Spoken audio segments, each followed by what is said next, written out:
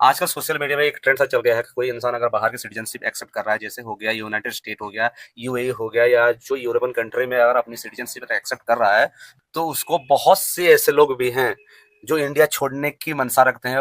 वो लोग उन्हें कंग्रेचुलेट कर रहे हैं और इसके बारे में पूछ रहे हैं कि इसका प्रोसेस क्या होता है, कितना खर्च लगता है, ये सब बारे में भी पूछ रहे हैं। तो इससे पता चल रहा है कि इंडिया में बहुत लोग हैं जो इंडिया को छोड़ना चाहते हैं पूरे दिल। तो इंडिया छोड़ने के पीछे उनका मेन 4 रीजन है जिसके वजह से वो इंडिया छोड़ रहे हैं। पहला हो गया एयर क्वालिटी इंडेक्स के बारे में। दुनिया के टॉप 100 पोल्यूटेड सिटी में से इंडिया का ही 97 सिटी का नाम आता है। दूसरा रीजन गवर्नमेंट इंफ्रास्ट्रक्चर की नाकामयाबी, चाहे वो हेल्थ केयर में हो, दूसरा हो गया एजुकेशन सिस्टम में हो, तीसरा हो गया जो ट्रांसपोर्टेशन चल रहा है जैसे रोड रास्ता हो गया, तीसरा हो गया हैवी टैक्सेशन।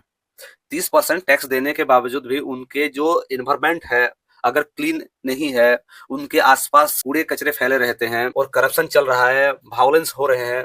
चौथा हो गया करप्ट सिस्टम। कोई भी अगर बिजनेस स्टार्ट करना चाहते हैं इंडिया में तो इतनी कागजी कार्रवाई होती है कि वो बहुत देर तक चलता रहता है, जिसके चलते लैंड एक्विजिशन से लेकर एक बिजनेस स्टार्ट करने की प्रोसेस बहुत लंबी होती है। इसी के चलते भी इंडियन पीपुल ही इंडिया में बिजनेस स्टार्ट करने की इंटरेस्ट नहीं रखते, इसीलिए वो बाहर अपने बिजनेस शिफ्ट कर रहे हैं। ये तो उनका कंसर्न है।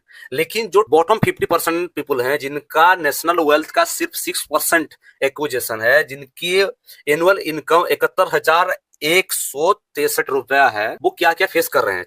वो चाहे तो भी इंडिया से बाहर नहीं जा रहे। उनके लिए मीडिया एक एंटरटेनमेंट का सामान बन गया है। Judiciary system loophole of law के चक्कर में फंसा हुआ है। एग्जीक्यूटिव करप्शन और भाई भतीजेवाद के चक्कर में फंसा हुआ है, जिसके लिए किसी को भी सही से न्याय नहीं मिल रहा है। जो सही में डिजर्व करता है, अपनी क्वालिटी के बेस पर कोई जब करना चाहता है तो उन्हें वो जब नहीं मिल रहा है। बार बार पेपर लीक हो रहे हैं। हम कोई भी लॉ को इन्फोर्स करने के लिए हम अपने रिप्रेजेंटेटिव ढूंढते हैं, उन्हें चुनते हैं और लॉ को इन्फोर्समेंट करने के लिए उनको असेंबली में भेजते हैं। वो होते हैं हमारे पॉलिटिशियन। तो पॉलिटिशियन भी अपने वोट बैंक बचाने के लिए वो एक हिंदू के नाम पर, मुस्लिम के नाम पर, ओबीसी और पीड़ित के नाम पर इसी प्रकार से वो वोट बैंक स्टार्ट कर रहे हैं, जिसके चलते भी उसी वोट बैंक का कोई सदस्य अगर क्राइम कर रहा है तो उससे वो बैकअप दे रहे हैं और इसी के चलते क्राइम रेट भी इंडिया में धीरे धीरे बढ़ता जा रहा है। आप लोगों ने न्यूज सुन रहे होंगे कि मैक्सिमम जो हाईली इन्फ्लुएंशियल पीपल है, जैसे कि पॉलिटिशियन से लेकर कोई ब्यूरोक्रेट है, कोई अगर सही उच्च लेवल की पदाधिकारी है, तो उसी का कोई रिलेटिव ही क्राइम में ज्यादातर इन्वॉल्व रहता है। इसका मतलब यह है कि वो लूपहोल का सही से इस्तेमाल करना जानते हैं।